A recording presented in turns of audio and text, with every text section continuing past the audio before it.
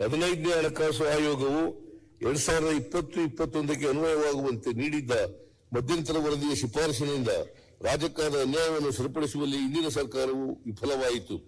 ಇಂದಿನ ಸರ್ಕಾರ ಕೈಚೆಲ್ಲಿ ಕೂತಿದ್ದರ ಪರಿಣಾಮವಾಗಿ ಅಂತಿಮ ವರದಿಯ ಶಿಫಾರಸಿನಲ್ಲಿಯೂ ಸಹ ರಾಜ್ಯಕ್ಕೆ ತೆರಿಗೆ ಹಂಚಿಕೆಯಲ್ಲಿ ಅತಿ ಹೆಚ್ಚು ನಷ್ಟ ಅನುಭವಿಸಬೇಕಾಯಿತು. ರಾಜ್ಯದ ಜಿಎಸ್ಟಿಪಿ ಲೆಕ್ಕಾಚಾರ ಮಾಡುವ ವಿಧಾನದಲ್ಲಿ ಬದಲಾವಣೆ ಹಾಗೂ 1971ರ ಬದಲು 2011ರ ಜನಗಣತಿ ವರದಿಯ ಬಳಕೆಯಿಂದಾಗಿ ಅಭಿವೃದ್ಧಿಶೀಲ ರಾಜ್ಯಗಳಿಗೆ ಭಾರೀ ನಷ್ಟ ಉಂಟಾಗಿದೆ. 14ನೇ ಹಣಕಾಸು ಆಯೋಗ ಶಿಫಾರಸು ನೀಡಿದ್ದ ಹಂಚಿಕೆಯ ಸೂತ್ರವನ್ನು ಪಾಲಿಸಿದ್ದರೆ ಕರ್ನಾಟಕ ರಾಜ್ಯಕ್ಕೆ 2,77,350 ಕೋಟಿ ರೂಗಳ ತೆರಿಗೆ ಪಾಲು ಸ್ವೀಕೃತವಾಗುತ್ತಿತ್ತು. ಆದರೆ 15ನೇ ಹಣಕಾಸು ಆಯೋಗದ ಶಿಫಾರಸಿನಿಂದ ರಾಜ್ಯಕ್ಕೆ 2,15,253 ಕೋಟಿ ರೂಗಳು ಮಾತ್ರ ಹಂಚಿಕೆಯಾಗಲಿದೆ ಎಂದು ಅಂದಾಜಿಸಲಾಗಿದೆ. 15ನೇ ಹಣಕಾಸು ಆಯೋಗದ 6 ವರ್ಷದ ಅವಧಿಯಲ್ಲಿ ಕೇಂದ್ರದಿಂದ ರಾಜ್ಯಗಳಿಗೆ ಹಂಚಿಕೆಯಾಗುವ ಒಟ್ಟು ತೆರಿಗೆ ಹಂಚಿಕೆಯಲ್ಲಿ ರಾಜ್ಯಕ್ಕೆ 62,098 ಕೋಟಿ ರೂಗಳಷ್ಟು ನಷ್ಟವಾಗಿದೆ ಎಂದು ಅಂದಾಜಿಸಲಾಗಿದೆ.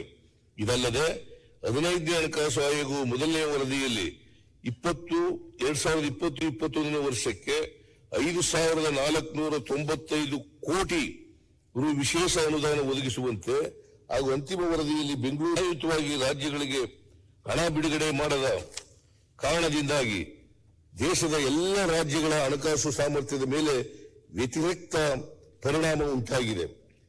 ಕೇಂದ್ರದಲ್ಲಿ ಆಡಳಿತದಲ್ಲಿರುವ ಪಕ್ಷವೇ ದೇಶದ ಹಲವು ರಾಜ್ಯಗಳಲ್ಲಿ ಆಡಳಿತದಲ್ಲಿರುವ ಕಾರಣ ಅವರಿಗೆ ಈ ಅನ್ಯಾಯಗಳ ವಿರುದ್ಧ ಧ್ವನಿ ಎತ್ತಲು ಸಾಧ್ಯವಾಗುತ್ತಿಲ್ಲ. ಆದ್ದರಿಂದ ರಾಜ್ಯಗಳಿಗೆ ಆಗುತ್ತಿರುವ ಅನ್ಯಾಯದ ವಿರುದ್ಧ ಧ್ವನಿ ಎತ್ತಿ ರಾಜ್ಯಗಳ ಹಕ್ಕಿನ ರಕ್ಷಣೆ ಮಾಡುವ ಹೊಣೆಗಾರಿಕೆ ನಮ್ಮದಾಗಿದೆ.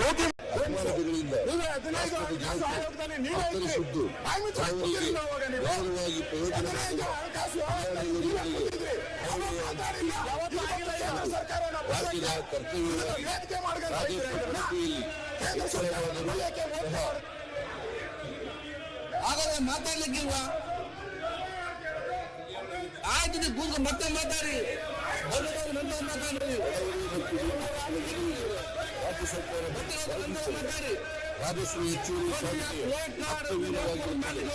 ಈ ಹಿನ್ನೆಲೆಯಲ್ಲಿ ನಾವು ರಾಜಸ್ವ ಕೊರತೆಯ ಆಯವ್ಯಯವನ್ನು ಮಂಡಿಸಿದ್ದರೂ ಸಹ 2024-22 ಆಯವ್ಯಯದಲ್ಲಿ ಕಲ್ಯಾಣ ಕಾರ್ಯಕ್ರಮಗಳಿಗೆ 1,20,373 ಕೋಟಿ ರೂಗಳ ಅನುದಾನವನ್ನು ಮಾಡಿದ್ದೇವೆ.